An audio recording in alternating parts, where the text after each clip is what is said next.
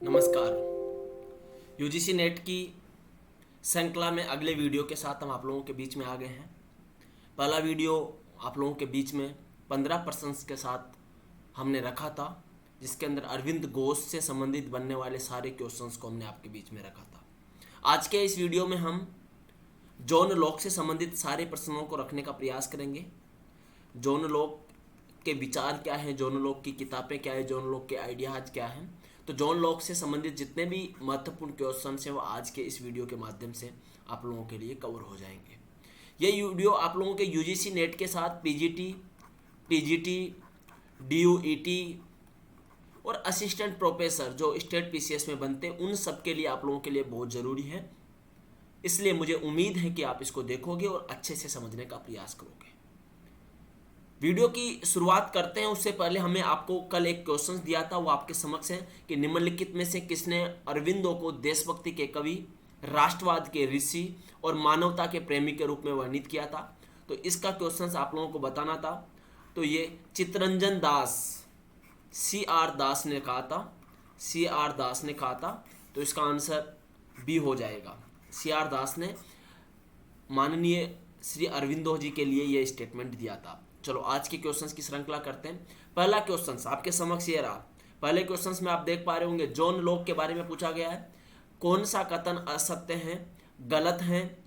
John Locke को उदारवाद का जनक कहा जाता है, गौरवपूर्ण क्रांति की संतान कहा जाता है, बुद्धिवाद का पिता कहा जाता है, प्राकृतिक अधिकारों का जनक कहा जाता है। आप सबको पता है कि उदारवाद का जनक जॉन लॉक को ही कहा जाता है। उदारवाद एक ऐसी विचारधारा है जो मनुष्य को विवेकशील प्राणी मानते हुए उसको स्वतंत्रता देने के पक्ष में रहती है।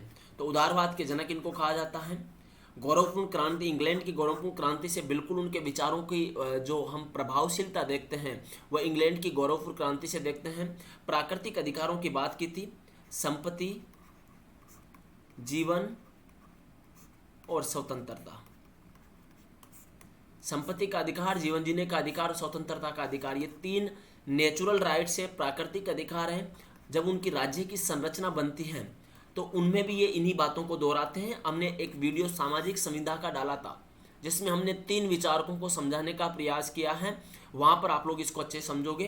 तो ये गौरवपूर्ण प्राकृतिक अधिकारों का जनक भी माना जाता है। बुद्धिवाद का पिता नहीं कहा जाता इनको, तो ये स्टेटमेंट गलत हो जाएगा, यानी इसका स्टेटमेंट बुद्धिवाद का पिता उनको नहीं कहा जाता है।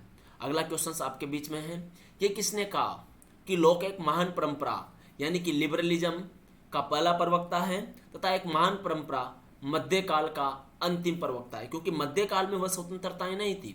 मध्यकाल में मनुष्य को विवेकशील प्राणी नहीं माना जाता था। मध्यकाल में दास व्यवस्था का थी। मान लीजिए राजा ने आदेश दे दिया, अब राजा के आदेश से ऊपर कुछ नहीं है। आपको बोल दिया वहां जाना है तो वहां जाना है। वहां पर राजा के लिए आप एक संसाधन के अलावा कुछ नहीं थे उसके। लेकिन बाद में जब जैसे ही जॉन लॉक को उदारवाद का परिप्रेक्ष्य रखा, हम देखते हैं 16वीं सदी के बाद में, तो हम देखते हैं कि कहीं ना कहीं मनुष्य की विवेकशीलता को महत्वपूर्ण माना जाने लग गया। बोला कि मनुष्य अपना एक विवेकशील प्राणी है, उसके पास ये शक्ति है, ये पावर है कि वह कैसे अपने बारे में उत्तम सोचे। तो ये जो परंपरा स्टार्ट की थी उस परंपरा के जनक जॉन लॉक को माना जाता है। और ये भी कहा जाता है कि मध्यकाल के अंतिम प्रवक्ता थे। ये स्टेटमेंट किसका था ये देखने की जरूरत है। लॉल शॉट इसका नहीं हो सकता, वेपर का भी नहीं है, इन दोनों में से किसी एक का होगा। तो इसका आंसर मैक्सी का है। मैक्सी ने कहा था ये बात कि भाई अब वह आधुनिक परंपरा, ये महान परंपरा का प्रवक्ता बन गया है, पहले मध्यकाल का अंतिम प्रवक्ता है। क्योंकि वो उस समय जब ये बात उठाई थी तो बहुत विरोधों का उनको सामना करना पड़ा था। तो इसका आंसर मैक्सी आ जाएगा। अगर आपको एग्जाम में ये क्वेश्चन मिले तो इसका सीधा सीधा जवाब आप लोगों को दे देना है। अगला क्वेश्चन आपके बीच में ये रहा, जॉन लॉक ने अपने सामाजिक समझौता संबंधी विचार किस पुस्तक में प्रस्तुत किए थे? आपको पता है कि जॉन लॉक सोशल कॉन्ट्रैक्ट की बात करते हैं। सोशल कॉन्ट्रैक्ट के तीन विचारकों को हमने देखा था, हॉब्स, लॉक और रूसो को। ये तीनों आपको मिल भी जाएगा।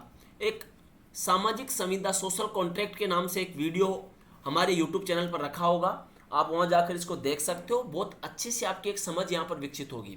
लेकिन यहाँ पर हम देख पा रहे हैं कि जॉन लॉक के अपने सामाजिक समझौते संबंधी विचार किस पुस्तक में प्रस्तुत किए गए थे, उसमें मैंने इसको बताया भी था, तो इसमें भी नहीं है, इसमें भी नहीं है। और ये 2 ट्रीटीज ऑन सिविल गवर्नमेंट में उन्होंने बताया था कि मनुष्य का स्वभाव अच्छा होता है लेकिन वो परस्पर नहीं रह पा रहे थे, इसलिए सरकार का निर्माण करना था। और ये 2 प्रकार के समझौते यहाँ पर होते हैं, पहले समाज बनता है और समाज के बाद फिर शासक आता है, तो अभी हम देखेंगे वो उसके अंदर मैंने बहुत अच्छे से समझाया है। तो 2 ट्रीटीज ऑन सिविल गवर्नमेंट उनकी किताब है जिसके अंदर उन्होंने सोशल कॉन्ट्रैक्ट के बारे में बात किया। अगला क्वेश्चन, जॉन लॉक के संबंध में असत्य कथन है। कौन सा कथन असत्य है जॉन लॉक के संबंध में? यहाँ पर असत्य कथन पूछा गया है। कौन सा कथन असत्य है? नागरिक समाज शब्द का सर्वप्रथम प्रयोग किया, संवैधानिक सरकार या उत्तरदायी सरकार का जनक कहा जाता है, लॉक का समझौता मात्र दार्शनिक है, लॉक सरकार को एक न्यास ट्रस्टी, आपने गांधी जी की ट्रस्टशिप थ्योरी भी पढ़ा होगा, न्यास मानता है। तो इसका आंसर क्या आएगा? देखो मित्रों, नागरिक समाज की संरचना रखी उन्होंने, सिविल सोसाइटी, उनका समझौते की जो पहली नींव है वो सिविल सोसाइटी में ही आती है। तो पहली बात उन्होंने सिविल, ये तो स्टेटमेंट ठीक हो जाएगा क्योंकि जब वो सामाजिक समझौता करते हैं तो सामाजिक समझौता उनका 2 स्तर पर होता है, पहला सिविल सोसाइटी और दूसरा गवर्नमेंट, यानी शासक यानी राजा बनाते हैं। तो पहला स्टेटमेंट बिल्कुल सही है। दूसरा स्टेटमेंट संवैधानिक सरकार या उत्तरदायी सरकार का, बिल्कुल वो बोलते हैं कि अगर जनता के अनुसार काम नहीं करेगी तो सामाजिक समझौता कैंसिल हो सकता है और सामाजिक समझौते की व्यवहारिकता खत्म हो जाएगी। तो उत्तरदायी सरकार की बात की है। लोक का समझौता मात्र दार्शनिक है, ये एक तरीके से इस पर डाउट है थोड़ा सा। न्यास की बात करते हैं, बिल्कुल बोला एक सरकार एक ट्रस्टी है, बस जनता के भले करने के लिए वो आती है। तो यहाँ पर दार्शनिक नहीं है, मात्र दार्शनिक ही नहीं है उनका समझौता, उनके समझौते की सामाजिक सरोकारिता भी बहुत विस्तृत है। तो इसका आंसर मित्रों हो जाएगा, इसका आंसर हो जाएगा सी इसका आंसर हो जाएगा। अगला क्वेश्चन, जॉन लॉक के अनुसार राज्य के अस्तित्व में आया। ध्यान से क्वेश्चन को देखिए। जॉन लॉक के अनुसार राज्य अस्तित्व में आया एकल समझौते के द्वारा, द्विपक्षीय समझौते के द्वारा, बिना किसी समझौते के द्वारा, त्रिपक्षीय समझौते के द्वारा। अभी ये क्वेश्चंस तो अभी मैंने आप लोगों को बता दिया, अभी मैंने बोला, अभी तक का आपने अगर अच्छे से सुना होगा तो मुझे लगता है इस क्वेश्चंस का आंसर आप लोगों के समक्ष होगा। द्विपक्षीय समझौते के द्वारा आता है, पहले सिविल सोसाइटी और उसके बाद में फिर गवर्नमेंट या राज्य का निर्माण होता है। तो ये इसका आंसर हो जाएगा बी। अगला क्वेश्चन, जॉन लॉक के अनुसार प्राकृतिक अवस्था में क्या नहीं था? प्राकृतिक अवस्था में नहीं थी, तो क्या नहीं थी प्राकृतिक अवस्था में? यहाँ पर आप बताइए मुझे, प्राकृतिक अवस्था में क्या नहीं थी? शांति नहीं थी क्या? सद्भावना नहीं थी क्या? पारस्परिक सहयोग नहीं था क्या? सुरक्षा नहीं थी क्या? क्या था? वो तो बोलते मनुष्य अच्छा प्राणी है, व्यक्ति को अच्छा प्राणी मानते हैं, सद्भावना की भी बात करते हैं, सुरक्षा की भी। तो प्राकृतिक अवस्था में ऐसा क्या हुआ कि राज्य का निर्माण होने लगा? क्या ऐसा हुआ कि वो राज्य का निर्माण होने लग गया? तो यहाँ पर कि पारस्परिक असहयोग वहां पर नहीं था। प्राकृतिक अवस्था में इनमें से क्या चीज नहीं थी? शांति भी थी, सद्भावना भी थी, सुरक्षा भी थी, पारस्परिक असहयोग ये गलत हो जाएगा क्योंकि सहयोग भी था, लेकिन बाद में उनको लगा कि भैया बेहतर तरीके से हम कैसे संपत्ति को संरक्षित कर सकते हैं, राइट टू प्रॉपर्टी को सिक्योर करने के लिए वह समझौते की तरफ बढ़ने का प्रयास करते हैं। तो यहाँ पर इसका आंसर आ जाएगा पारस्परिक असहयोग। अगला क्वेश्चन, आप देख पा रहे होंगे, जॉन लॉक से संबंधित सत्य कथन कौन सा है? तो लॉक को उदारवाद का पिता कहा जाता है, क्रांतियों का दार्शनिक कहा जाता है, पूंजीवादी दर्शन का प्रेरणा माना जाता है, अनुभववाद का पिता कहा जाता है। इसका आंसर क्या आएगा? क्या इसका आंसर आएगा? जॉन लॉक के बारे में सत्य कथन कौन सा है? करेक्ट आंसर, करेक्ट स्टेटमेंट की बात की गई है। कौन सा करेक्ट स्टेटमेंट है? लॉक तो उदारवाद का पिता माना जाता है, ये तो बिल्कुल सही हो जाएगा, यानी जिसमें ए नहीं है वो तो अपने आप गलत हो जाएगा। क्रांतियों का दार्शनिक कहा जाता है, बिल्कुल उन्होंने क्रांतियों की, इंग्लैंड के ओरमपुर क्रांति में कहीं ना कहीं उनके ऊपर प्रभाव था। तो जहाँ बी नहीं है वो भी गलत हो जाएगा, ये भी गलत हो जाएगा। पूंजीवादी दर्शन का प्रेरणा, बिल्कुल जब वो उदारवाद की बात करते हैं तो उदारवाद को आप व्यक्तिवाद वो पूंजीवाद के संरचना में ही बोलते हैं कि मनुष्य को आर्थिक स्वतंत्रताएं भी होनी चाहिए, वह क्या चूज करना चाहता है, कैसे जाना चाहता है, अनुभववाद का पिता भी तो ए बी सी डी इसका आंसर हो जाएगा। सारे कथन सत्य हैं, ए बी सी और डी, ये आंसर इसका हो जाएगा। याद रखना, बहुत ही महत्वपूर्ण मोस्ट इम्पोर्टेंट क्वेश्चन है, मोस्ट इम्पोर्टेंट क्वेश्चन है। आप इसको क्वेश्चंस आपको एग्जाम में मिल सकता है। जॉन लॉक ने कितने प्रकार के समझौते बताए हैं?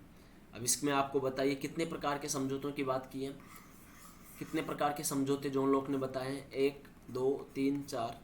अब अभी तक अगर आपने देखा होगा या समझा होगा तो मुझे लगता नहीं कि आप लोगों को ये बताने की ज़रूरत होना चाहिए। उन्होंने 2 प्रकार के समझौते बनाए थे, सिविल सोसाइटी पहले, उसके बाद में गवर्नमेंट, जिसको वह ट्रस्टी मानते हैं कि एक ट्रस्टी की भांति वह काम करेगी। चलो, जॉन लॉक के संबंध में असत्य हैं, क्या असत्य है?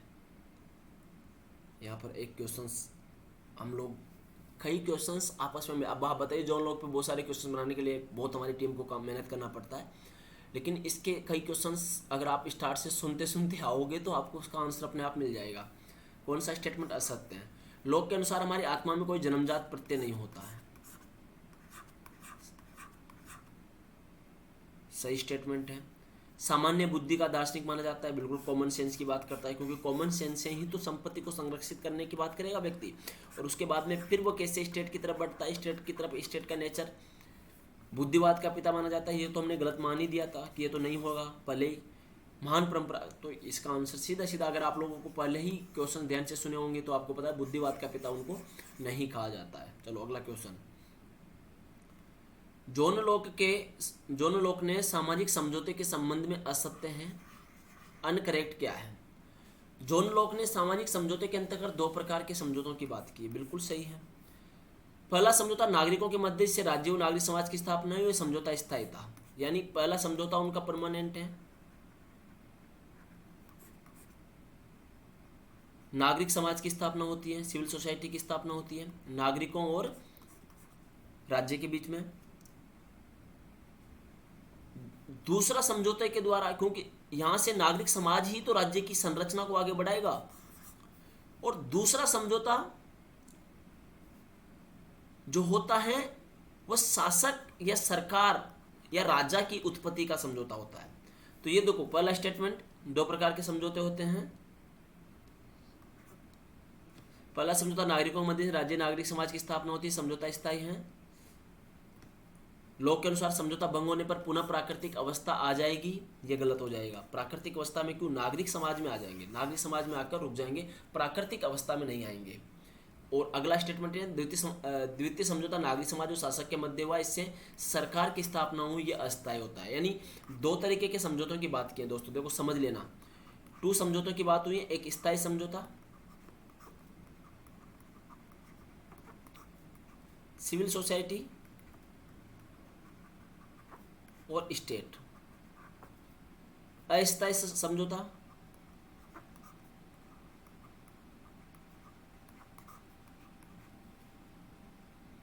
एक अस्थायी समझौता, ये सरकार का निर्माण यहाँ पर होता है और ये खत्म होने के बाद यहाँ पर आकर, यानी प्राकृतिक अवस्था में नहीं जाएंगे। होब्स का सामाजिक समझौते में अगर ऐसी परिस्थितियां बन जाए तो सीधा प्राकृतिक अवस्था में चले जाएंगे, वापस अराजक अवस्था में चले जाएंगे, बीच में वहाँ पर कोई भी व्यवस्था नहीं है। तो ये आंसर इसका गलत हो जाएगा, सी इसका गलत हो जाएगा, ठीक है, प्राकृतिक अवस्था में नहीं जाएंगे। अगला क्वेश्चन, जॉन लॉक ने सरकार के 3 अंग बताए, जिसमें नहीं है, कौन सा अंग नहीं है? सरकार के 3 अंग उन्होंने बताए हैं, विधायिका, कार्यपालिका, न्यायपालिका, संघीय शक्ति। इसका डी आंसर होगा, गलत हो जाएगा। ये तीनों हैं, क्योंकि वो ऐसी संस्था की समझौते के माध्यम से ऐसी संस्था की स्थापना करना चाहते हैं जो कानून बनाती हो, जो कानूनों को लागू करे और कोई भी विवाद होने की स्थिति में न्याय करे। तो न्याय को न्यायपालिका से जोड़ा गया, कानूनों को लागू करने वाली संस्था को कार्यपालिका के रूप में देखा गया और कानून बनाने वाली संस्था को विधायिका के रूप में देखा गया। तो यहाँ संघीय शक्ति नहीं आएगी, ये ए बी सी सही आंसर है, इसका डी आंसर गलत हो जाएगा। अगला क्वेश्चन, लॉक का राज्य है, लॉक का राज्य एक सकारात्मक राज्य है, पॉजिटिव स्टेट है। लॉक का राज्य एक सकारात्मक राज्य है, लॉक का राज्य एक निषेधात्मक राज्य है, लॉक का राज्य एक आदर्शात्मक राज्य है, उपरोक्त सभी। एक स्टेटमेंट है कि लोक का राज्य क्या है। तो लोक का राज्य एक निषेधात्मक राज्य है, जहाँ पर अगर आपने एक बार राज्य का निर्माण हो गया तो नागरिकों को उन कानूनों की पालना करना पड़ेगा जो राज्य ने निर्धारित कर दिए, जो राजा ने आइडेंटिफाई कर दिए, क्योंकि समझौता उन्होंने अपने ऊपर शासन करने का अधिकार उन परिस्थितियों में दिया है कि भाई उनकी कानून व्यवस्था की जो नियम प्रणालियां हैं उन नियम प्रणालियों में वह सहयोगी होंगे और उस सहयोगात्मकता के साथ काम करेंगे।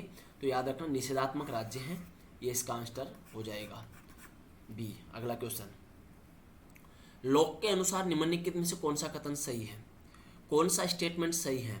लोक के अनुसार निम्नलिखित में से कौन सा कथन सही है। राज्य स्वयं ही साध्य है, राज्य मानव कल्याण का एकमात्र साधन है, राज्य साधन है, उपयुक्त सभी। क्या आंसर आएगा इसमें, कौन सा स्टेटमेंट सही है। देखो इसका जो स्टेटमेंट आंसर आएगा बच्चों बी आएगा, मानव कल्याण का एक साधन मात्र है। राज्य कोई एब्सोल्यूट नहीं है। राज्य का निर्माण इसलिए किया गया क्योंकि कानून व्यवस्था और आपसी भाईचारे को निर्माणित किया जा सके, और उसके पीछे की भावना क्या है, मानव कल्याण है।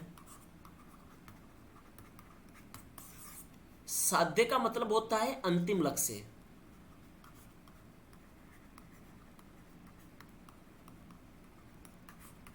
और साधन मतलब होता है माध्यम। तो ये एक माध्यम है, अंतिम लक्ष्य थोड़ी है राज्य। मानव कल एक साधन मात्र है, कोई साध्य नहीं है राज्य स्वयं में। तो इसका आंसर बी हो जाएगा, बी सही आंसर हो जाएगा। अगला क्वेश्चन, जॉन लॉक के अनुसार मनुष्य की प्राकृतिक अवस्था थी। जॉन लॉक के अनुसार मनुष्य की प्राकृतिक अवस्था थी। क्या है मनुष्य की प्राकृतिक अवस्था जॉन लॉक के अनुसार? पूर्व राजनीतिक, पूर्व सामाजिक व पूर्व राजनीतिक या समाजवादी। जॉन लॉक के अनुसार मनुष्य की प्राकृतिक अवस्था क्या थी? पूर्व राजनीतिक, पूर्व सामाजिक या पूर्व राजनीतिक और समाजवादी। तो इसका जो आंसर आएगा पूर्व राजनीति थी, पूर्व राजनीतिक थी। राजनीतिक तो जब बनी ना, जब नागरिक समाज और राज्य के बीच में समझौता होता है, नागरिकों और राज्यों के बीच में, और नागरिक समाज की संरचना आती है। और वो जब आती है जब उनको लगे कि भैया अब संपत्ति को लेकर विवाद बनने लग गया है, आपसी भाईचारा खत्म हो रहा है, तो उन परिस्थितियों के अंदर इन्होंने, तो ये पूर्व राजनीतिक व्यवस्था थी। ये आंसर आ जाएगा इसका, पूर्व राजनीतिक। अगला क्वेश्चन, लोक ने संपत्ति पर 3 सीमाएं लगाई थी जिसमें नहीं है। लोक ने कहा था कि संपत्ति पर उन्होंने 3 सीमाएं लगाई थी, उनमें से कौन सी सीमा नहीं है? यह भी बहुत मोस्ट इंपॉर्टेंट क्वेश्चन है, याद रखना। मैं आप लोगों को बताना रहा हूँ, इस हमारी श्रृंखला से आपको बहुत सारे क्वेश्चंस मिलेंगे। यहाँ पर आपकी प्रैक्टिस भी होगी, आपको कुछ क्वेश्चंस के बारे में पता भी चलेगा।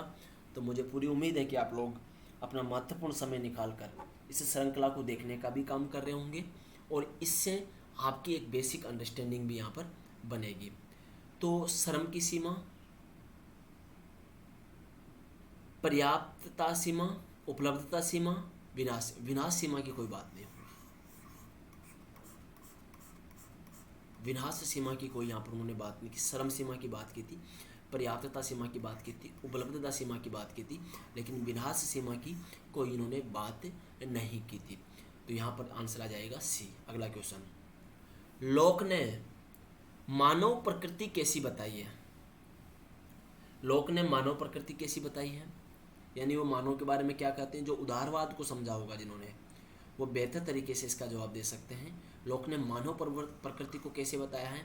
मानव एक विवेकशील प्राणी है, मानव मूलतः सामाजिक प्राणी है, मानव की प्राकृतिक अवस्था शांतिपूर्ण थी, उपयुक्त सभी। उपयुक्त सभी क्या आंसर आ जाएगा? लोक ने मानव प्रकृति को कैसा बताया है? तो यहाँ पर बताइए आपको, लोक ने मानव प्रकृति को कैसे बताया? मानव एक विवेकशील प्राणी है, मानव मूलतः एक सामाजिक प्राणी है, मानव एक प्राकृतिक अवस्था, मानव की प्राकृतिक अवस्था शांतिपूर्ण थी। इसका आंसर सभी हो जाएगा। मनुष्य को विवेकशील मानते हैं, सामाजिक भी मानते हैं, समाज में अच्छा उसका सहचर है, और वो प्राकृतिक अवस्था उसकी शांतिपूर्ण भी थी। तो इसका आंसर उपयुक्त डी हो जाएगा। सामाजिक संविदा वाला लेक्चर एक बार फिर देख लेना अगर विस्तृत तौर पर आपको इसको समझना है तो। अगला क्वेश्चन,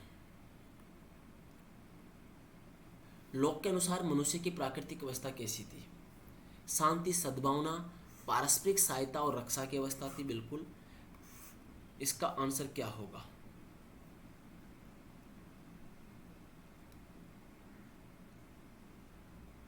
इसका आंसर ए हो जाएगा। क्वेश्चन की संरचना हम लोगों से ठीक से नहीं बैठ पाई, इसके दो ऑप्शन हम लोगों ने लास्ट के नहीं लिखे हैं, तो ठीक से तो बनी, क्वेश्चन तो अच्छा है।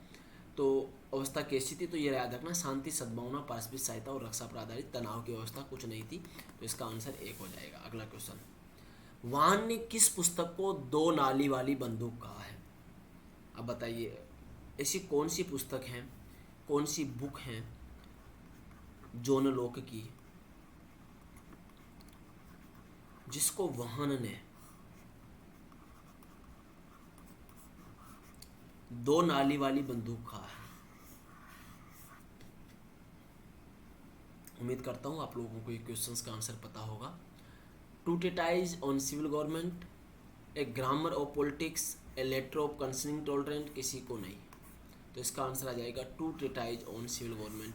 उसको दो नाली वाली बंदूक कही कि एक तरफ बोल रहा है स्टेट की संरचना के लिए सामाजिक समझौते की बात बता रहा है, दूसरी तरफ राजा को एब्सोल्यूट शक्तियाँ दे रहा है, फिर जब वो तो क्रांति की बात कर रहा है, तो बोला ये एक तरह से दो नाली वाली बात कर रहा है। दो नाली बंदूक है, इधर से भी ठोक दो, उधर से भी ठोक दो। लक्ष्य क्या है? लक्ष्य वही है, जैसे आप लोगों का लक्ष्य है JRF, आप लोगों का लक्ष्य है असिस्टेंट प्रोफेसर, आप लोगों का लक्ष्य है बेहतर तरीके से तैयारी करने के बाद आपको कुछ भी आप बन सकते हो, तो आप लोगों का लक्ष्य क्लियर है। तो वैसे उनका भी लक्ष्य वैसा ही था, यहाँ पर ये बताने का प्रयास किया है। और अच्छी तैयारी करोगे, JRF करोगे, तो फिर मैं कहता हूँ कि सरकार से मिलने वाला जूनियर रिसर्च फेलोशिप आपको प्रसाद रूपी मेहनत का प्रसाद मिलेगा, और उस प्रसाद को आप आनंदित तौर पर आनंद के साथ खा सकते हो। अगला क्वेश्चन, लॉक ने समर्थन किया है, किसका समर्थन किया है लॉक ने? चार ऑप्शन आपको दिया गया है। लॉक ने समर्थन किया है शक्तिशाली राज्य का, अधिनायकवादी राज्य का, संवैधानिक राज्य का, राजनीतिक विज्ञान संवैधानिक। इसका आंसर आ जाएगा संवैधानिक। कॉन्स्टिट्यूशनल स्टेट्स की बात कर रहा है इनडायरेक्टली। कैसे कर रहा है? विधायिका, कार्यपालिका, न्यायपालिका की बात कर रहा है। कैसे कर रहा है? क्रांति की बात कर रहा है कि अगर राजा पूरी तरह से जनता के विरोध में काम करने लग जाए, उसकी संपत्ति को छेड़ने लग जाए, तो वहाँ पर संवैधानिक राज्य कहीं ना कहीं झलक रहा है, यानी कहीं ना कहीं सहभागिता, कहीं ना कहीं पार्टिसिपेटिव नेचर की बात हो रही है। अगला क्वेश्चन, लोक किस अधिकार को सार्वभौमिक अधिकार मानता है? लोक किस अधिकार को सार्वभौमिक अधिकार मानता है? यूनिवर्सल राइट कहता है। किस अधिकार को लोग यूनिवर्सल राइट कहता है कि उसमें तो किसी प्रकार की कोई कमी नहीं होना चाहिए, वो तो आया हुआ है। स्वतंत्रता का अधिकार, संपत्ति का अधिकार, जीवन का अधिकार, उपरोक्त तीनों। अब याद रखिए भैया, वो प्राकृतिक अधिकार मानता है, और प्राकृतिक अधिकार अपने आप में सार्वजनिक अधिकार है, सार्वभौमिक अधिकार है, तीनों को ही मानता है। स्वतंत्रता के अधिकार को, संपत्ति के अधिकार को, जीवन के अधिकार को। बोलता है इनमें किसी प्रकार की छेड़छाड़ी नहीं होनी चाहिए। और बाद में रखना कि संपत्ति के अधिकार को इसी प्राकृतिकता के नेचर के साथ दान, भारत के संविधान में आर्टिकल 31 में शामिल किया गया था, लेकिन बाद में क्या किया गया, दिक्कत हो गई, संसाधन और ज़मीन हायर करना था, विकास के लिए नहीं हो पाया, तो बाद में इसको 300A के तहत एक लीगल राइट के रूप में मनाया गया। क्वेश्चन ऐसे भी पूछ लेते हैं कभी कभी। तो संपत्ति का अधिकार, जीवन का अधिकार और स्वतंत्रता का अधिकार, ये बताइएगा कमेंट बॉक्स में, इन तीनों को भारत के संविधान में फंडामेंटल राइट्स में कौन कौन से आर्टिकल के तहत समायोजित किया गया है, आपको कमेंट बॉक्स में बताना है। अगला क्वेश्चन, संपत्ति के अधिकार से नहीं निकला है, क्या नहीं निकला है संपत्ति के अधिकार से? संपत्ति के अधिकार से नहीं निकला है रात्रि प्रहरी राज्य, नकारात्मक उदारवाद, सीमित संप्रभुता सरकार, आहक्षेपकारी राज्य। रात्रि प्रहरी अधिकार तो निकला है, नकारात्मक उदारवाद का कंसेप्ट भी आया है, आहक्षेपकारी राज्य भी आएगा, यानी सीमित संप्रभुता यहाँ पर आएगा। सीमित संप्रभुता नहीं निकली है, सीमित संप्रभुता या सरकार संपत्ति के अधिकार से नहीं निकला है, तो ये आंसर इसका सी हो जाएगा। जॉन लॉक मुख्य अधिकार मानता है, किसको जॉन लॉक मुख्य अधिकार मानता है? जीवन, स्वतंत्रता, संपत्ति या उपयुक्त तीनों? सबसे इंपॉर्टेंट अधिकार जॉन लॉक किसको मानता है? जीवन के अधिकार को, स्वतंत्रता के अधिकार को, संपत्ति के अधिकार को। हमने ये क्वेश्चन देख भी लिया, तीनों को ही वो सबसे महत्वपूर्ण माना जाता है। लेकिन अगर मान लो इसको हटा देते हैं तो वो किसको फिर महत्वपूर्ण मानता है इसमें? तो वो संपत्ति के अधिकार को बहुत इंपॉर्टेंस देता है। संपत्ति के अधिकार को बहुत इंपॉर्टेंस देता है। वो बोला संपत्ति पर किसी प्रकार का कोई भी हस्तक्षेप राज्य को नहीं करना चाहिए, क्योंकि वो उनकी शर्म से निकला हुआ शर्म उन्होंने क्राइटेरिया तय किया था। अब हम जब जॉन लॉक को स्पष्ट तौर पर पढ़ेंगे तो और पढ़ सकते हैं, तो इसमें उपयुक्त तीनों आ जाएंगे। तो मित्रों, ये आज का एक लेक्चर था जिसके माध्यम से जॉन लॉक को आपके समझाने का प्रयास किया गया। जॉन लॉक की पूरी पृष्ठभूमि को आपके समक्ष रखा गया। महत्वपूर्ण एमसीक्यू 20 से 22 क्वेश्चंस मुझे लगता है ये होंगे जो आप लोगों के समझाए। 15 कल समझा दिए, 35 हमारा पूरा टारगेट है 1000 एमसीक्यू पोल साइंस से आप लोगों के समक्ष लाने का, जिससे आप लोग ये पता चल जाए कि आप कैसे आप लोगों के क्वेश्चंस बनते हैं और आपको उसको बेहतर तरीके से समझ सके। तो आज के लिए इतना ही। बस एक ही आपसे निवेदन है कि इस एमजी अध्ययन पॉइंट आपका एमजी अध्ययन पॉइंट है, इस पर आप सब्सक्राइब कीजिए, शेयर कीजिए, लाइक कीजिए, और हाँ, उन बच्चों को बताइए जो बेचारे जिनकी एक्सेस नहीं है उनको इस चैनल के बारे में बताइए, ताकि वो इसको समझ सके, उनके लिए आसान तरीके से काम आ सके। नेक्स्ट लेक्चर में हम नए थिंकर पढ़ेंगे। हम ऐसा करते हैं, अगला जो हमारा विचारक होगा वह रूसो होगा। हम रूसो पर बात करेंगे, रूसो से हम एमसीक्यू लाएंगे, तो रूसो पर आप लोग पढ़कर आइएगा। रूसो पर हम एमसीक्यू यहाँ पर लाने का प्रयास करेंगे। तो यहाँ तक के लिए धन्यवाद। रूसो पर हम लाने का प्रयास करेंगे। तो आज के लिए इतना ही। बहुत बहुत धन्यवाद।